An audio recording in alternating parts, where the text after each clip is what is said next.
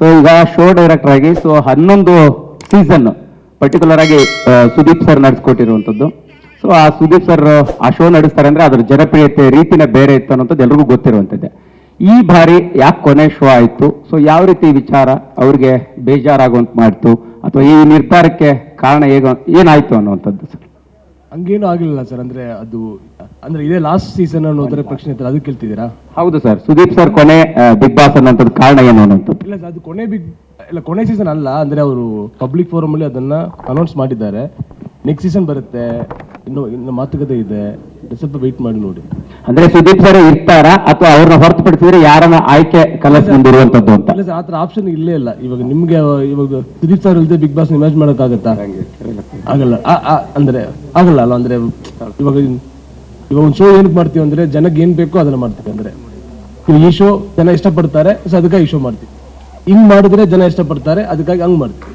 So ಹಂಗೆ ಬಂದ್ರೆ Sudeep sir is the most important person for Bigg Boss ಅನ್ನೋ ತರ ಇದ್ದಾಗ ಆಬ್ವಿಯಸ್ಲಿ ಅವರೇ ಇರ್ತಾರೆ. ಬಟ್ ಇನ್ನು ಮತ್ತೆ ಮೊನ್ನೆ ಕೂಡ ಇರುವಾಗ ಅವ್ರನ್ನ ಹೇಗೆ ಕನ್ವಿನ್ಸ್ ಮಾಡ್ತೀರಂತ ಅವ್ರು ಹೇಳೋದು ನೋಡಿದ್ರೆ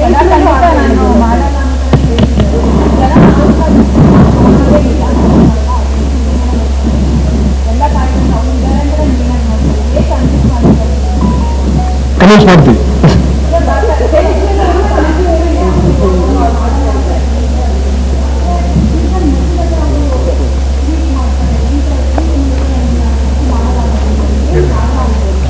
ಸೀಸನ್ ಸ್ಟಾರ್ಟ್ ಹಂಗೇನು ಅಂದ್ರೆ ಪರ್ಟಿಕ್ಯುಲರ್ ಇನ್ಸಿಡೆಂಟ್ ಏನೂ ಇಲ್ಲ. ಅಂದ್ರೆ ಈ ಸೀಸನ್ ಸ್ಟಾರ್ಟ್ ಮಾಡೋ ಮುಂಚೆನೆ ಅವ್ರು ಸ್ವಲ್ಪ ಅಂದ್ರೆ 10 ಸೀಸನ್ ಸಾಕು, ಇನ್ ಮುಂದೆ ಬೇಡ ಅನ್ನೋ ತರ ಇದ್ರು. ನಾವು ಸ್ವಲ್ಪ ಇಲ್ಲ ಸರ್ ನೀವು ಬೇಕೇ ಬೇಕು ಅಂತ ಕನ್ವಿನ್ಸ್ ಮಾಡಿ ಕರ್ಕೊಂಡ್ ಬಂದ್ವಿ. ಈ ಸೀಸನ್ ಸ್ಟಾರ್ಟ್ ಮಾಡೋ ಮುಂಚೆನೆ ಈ was not okay with that. 10 season ಮಾಡಿದೀನಿ, ಸ್ವಲ್ಪ ಒಂಥರ ಮೊನಾಟರ್ಸ್ ಆಗ್ತಿದೆ, ಲೆಟಸ್ ಬ್ರೇಕ್ ದಿಸ್ ಅನ್ನೋ ತರಾನೇ ಅವ್ರು ಹೇಳುದು. ನಾವು ಕನ್ವಿನ್ಸ್ ಮಾಡಿ ಕರ್ಕೊಂಡ್ ಬಂದ್ವಿ. ಈ was not convince. May be ನಾವು ಮತ್ತೆ ಇನ್ನೊಂದ್ಸಲ ಮಾತಾಡ್ತೀವಿ, will do something will happen, something first. Sir, Bigg Boss ಮಧ್ಯದಲ್ಲಿ ಸುದೀಪ್ ಸರ್ ಒಂದು ಟ್ವೀಟ್ ಮಾಡ್ತಾರೆ. ಆ ಟ್ವೀಟ್ ಮಾಡಿದಂತ ಸಂದರ್ಭದಲ್ಲಿ ಒಂದಷ್ಟು ವಿಚಾರಗಳು ಪ್ರಸ್ತಾಪ ಆಗುತ್ತೆ. ಏನು ಬಿಗ್ ಬಾಸ್ ನಲ್ಲಿ ಪರಭಾಷಿಗರ ಒಂದು ಹಿಡಿತ, ಸೊ ಕನ್ನಡಿಗರಿಗೆ ಯಾವುದೇ ರೀತಿಯಾದಂತಹ ಒಂದು ಬೆಲೆ ಇಲ್ಲ. ಸೊ ಇದರಿಂದ ಕೂಡ ಸುದೀಪ್ ಅವರು ಬೇಸತ್ತು ಮನನೊಂದು ಅದರಿಂದ ಆಚೆ ಬರ್ತಿದ್ದಾರೆ ಅನ್ನುವಂಥದ್ದು. ಸೊ ಈ ಒಂದು ವಿಚಾರವಾಗಿ ಸುದೀಪ್ ಸರ್ ಕೂಡ ಒಂದು ಕ್ಲಾರಿಟಿ ಕೊಟ್ಟರು ಕೂಡ ನಿಮ್ಮ ವಾಹಿನಿ ಕಡೆಯಿಂದ ಯಾವುದೂ ಕೂಡ ಒಂದು ಕ್ಲಾರಿಟಿ ಸಿಕ್ಕಿಲ್ಲ.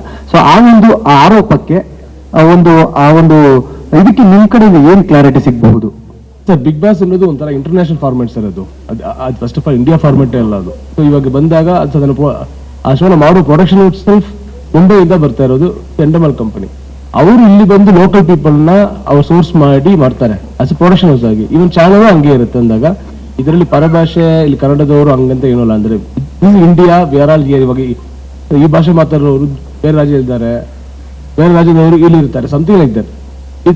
ಇದರಲ್ಲಿ ಇದರಿಂದ ತೊಂದರೆ ಆಯ್ತು ಅನ್ನೋದು ಅದು ಅಂದ್ರೆ ಬೇರೆ ಇರೋರು ರೂಮರ್ ತರ ಶುರು ಮಾಡಿದ್ದಾರೆ ಅಷ್ಟೇ ಹೊರತು ಅದರಲ್ಲಿ ಸತ್ಯ ಇಲ್ಲ. ಬಿಕಾಸ್ ಎಲ್ಲಾ ಭಾಷೆಯವರು ಸೇರಿದ್ದಾರೆ ಅದರಲ್ಲಿ. ಅಂದ್ರೆ ಇವ್ರ ಭಾಷೆಯವರು ತುಂಬಾ ಜಾಸ್ತಿ ಡಾಮಿನೇಟ್ ಮಾಡ್ತಾರೆ, ಇವ್ರು ಬೇಕಾಗಿರುವ ಒಂದು ಈಕ್ವಲ್ ಸಿಗ್ತಾ ಇಲ್ಲ, ಹಂಗೇನು ಇಲ್ವೇ ಇಲ್ಲ. ಅದು ನೋಡೋರು ಬೇಕಂತ ಸ್ವಲ್ಪ ರೂಮರ್ಸ್ ಆಗಿ ಕ್ರಿಯೇಟ್ ಮಾಡಿರೋದು, ಅದ್ರಲ್ಲಿ ಸತ್ಯ ಇಲ್ಲ. ಲೇಟೆಸ್ಟ್ ಹಾಗೂ ಇಂಟ್ರೆಸ್ಟಿಂಗ್ ಸುದ್ದಿಗಳಿಗಾಗಿ ಬಾಸ್ ಟಿವಿ ಕನ್ನಡ ಚಾನೆಲ್ನ ಸಬ್ಸ್ಕ್ರೈಬ್ ಮಾಡಿ, ಹಾಗೆಯೇ ಬೆಲ್ ಐಕಾನ್ ಪ್ರೆಸ್ ಮಾಡಿ. ಇದರ ಜೊತೆಗೆ ಫೇಸ್ಬುಕ್, ಇನ್ಸ್ಟಾಗ್ರಾಮ್, ಎಕ್ಸ್ ನಲ್ಲೂ ಮಿಸ್ ಮಾಡದೆ ಫಾಲೋ ಮಾಡಿ.